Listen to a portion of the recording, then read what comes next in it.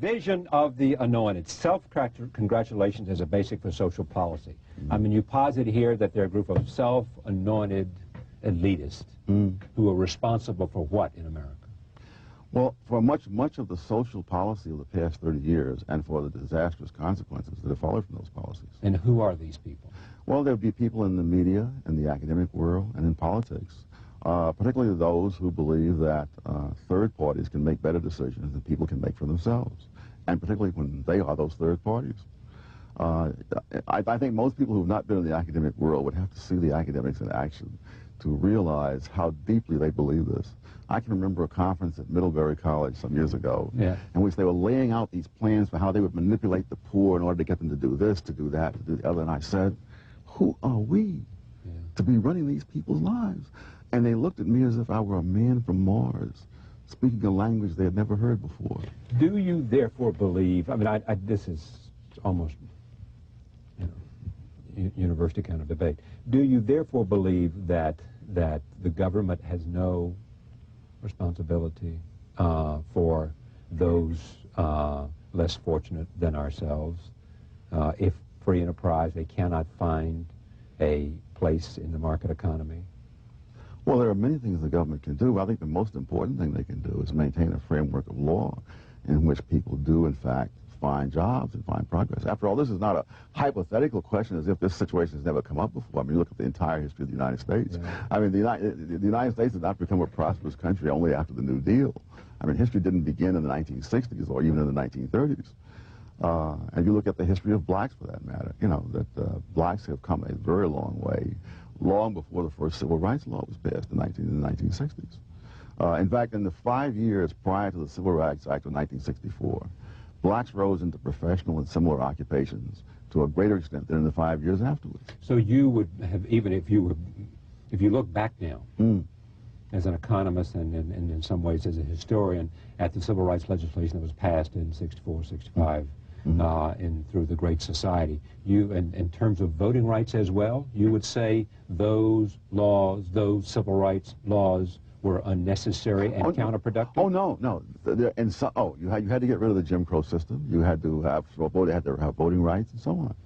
But I remember back in 1964 writing to a friend, as the Civil Rights Act of 64 was being poured out in Congress, that I hoped this law would pass with absolutely no crippling amendments, exactly as it was written, because, among other things, it had some good things in it, was one reason. But the other reason was that I was convinced that it would not have the effect that they thought it would have, and that what I assumed, very incorrectly, was that once people saw that, yes, this would break down the Jim Crow system, it would not cause any dramatic improvement in the economic condition of black people, you know, and that people would then say, no, now we have to turn to something else in order to do that.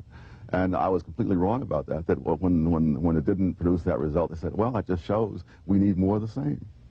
Which is the old argument. You know, we try policy X and it absolutely goes nowhere. We need stronger policy X. This argument has been, I'm sure, voiced to you before. Clarence Thomas benefited from affirmative action. Who said so?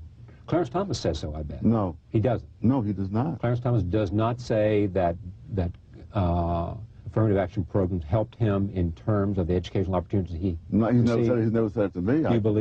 Do you think he would say no to that question? He might well. For one thing, my understanding, and I haven't researched it, my understanding is that he was admitted to college the year before they began their affirmative action program. I don't know his answer. And what the program did was to delegitimize what he had done. That he was a man with an outstanding academic record. Right. And he goes out into the job market, and people, and despite this... And they look at him and they say, you got there only because of affirmative action rather than because of your own merits. Yeah, whereas ordinarily someone with that kind of record, you'd look at it and say, hey, this guy is really a world beater. But no, and I've seen that in my own life. I'm old enough that I've gone through the whole metamorphosis. And what have you seen in your own life? All right. When I was in the Marine Corps during the Korean War, I was trained as a photographer. And I was assigned to Camp Lejeune, North Carolina, where a great many of Southerners were in the Marine Corps, white Southerners. And in that barracks, whenever somebody had a photographic problem, his camera wasn't working, his pictures didn't come out right and so forth, they would come to me. I was astonished. The biggest redneck in the barracks would come to me to ask me, and there were all these white photographers. Fix my camera. Yeah. You see, why is this? And I finally figured it out. They said, you know, if this guy is black and he's a photographer, he must be some photographer, you know. Now, when I started teaching in the early 1960s at the Douglas College, Yeah. I read up on all the stuff about new teachers. You see, and how it's hard to get the respect of the students, particularly if you're not much older than they are. And I looked younger than I was.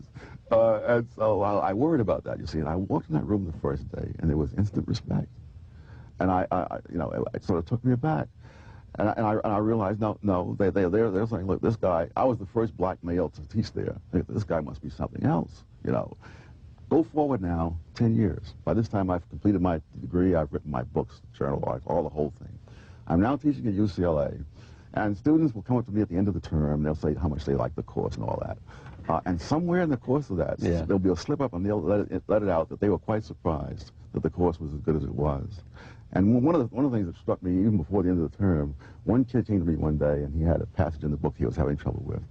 And he said, "Can you tell me what this means?" I explained to him what that passage meant. He said, "Are you sure?"